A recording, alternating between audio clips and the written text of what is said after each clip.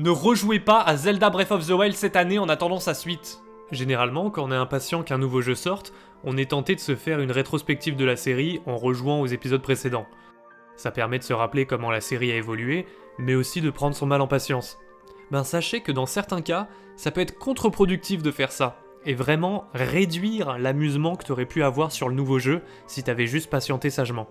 Je m'explique, aussi bon soit un jeu, une énorme partie de l'amusement réside dans la découverte du jeu. La découverte de l'univers, de l'histoire, du monde, du gameplay, des interactions possibles. C'est pour ça que même si un jeu est excellent, si t'en es à ta 200e heure, c'est normal de ressentir une lassitude s'il n'y a plus rien de nouveau à découvrir. Et Breath of the Wild a cette façon assez sympa de te laisser découvrir énormément de features par toi-même, souvent par hasard, sans avoir à recourir systématiquement à d'innombrables tutoriels. On continue de découvrir de nouvelles choses en tant que joueur, même après 100 heures d'aventure. C'est un jeu extrêmement riche, et certaines de ses possibilités, elles sont faciles à oublier une fois que t'as pas touché au jeu pendant des mois, voire des années. Il y a souvent besoin d'un petit temps de réadaptation pour se rappeler des raccourcis de touches ou des interactions possibles avec ton environnement. C'est pour ça que si tu rejoues à Breath of the Wild des années après l'avoir fini, il sera sans doute jamais aussi marquant que la première fois que tu l'as fait, mais tu auras quand même très certainement le plaisir de la redécouverte, peut-être même de la nostalgie en te replongeant dedans. Le souci de sa suite, c'est qu'elle reprend les mêmes bases, le même moteur graphique, le même moteur physique, et donc énormément de mécaniques de gameplay que t'avais déjà avant.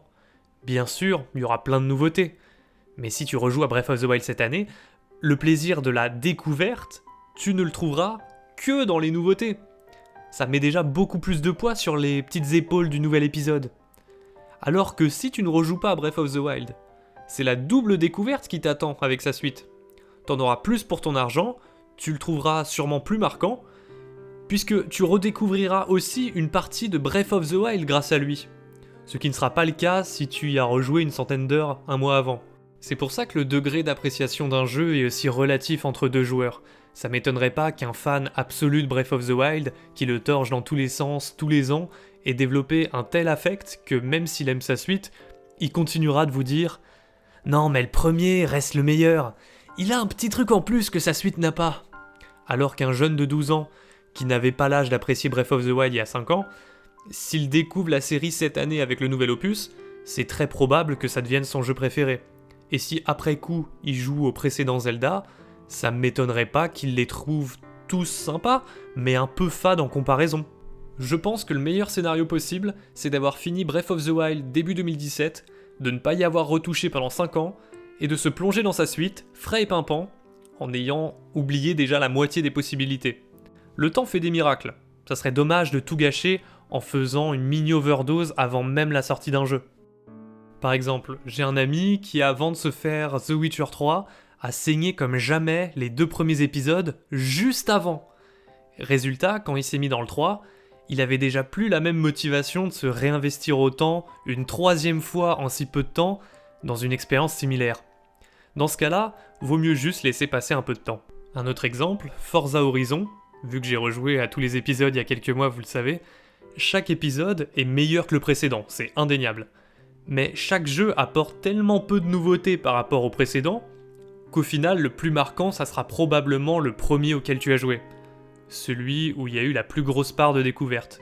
Dans les Zelda, généralement, c'est pas trop le cas.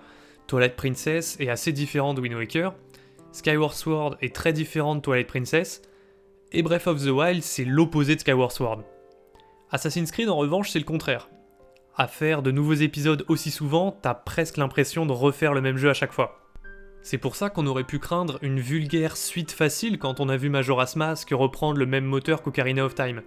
Mais heureusement, il a apporté tellement d'idées originales que même si graphiquement c'est la même chose, Majora's Mask est un des Zelda les plus différents qui soient. Et c'est vraiment tout ce que je souhaite à ce nouveau Zelda, qu'il aille là où on ne l'attend pas. Trop d'argent ? Je peux vous débarrasser gratuitement, et ça fait apparaître votre nom au générique.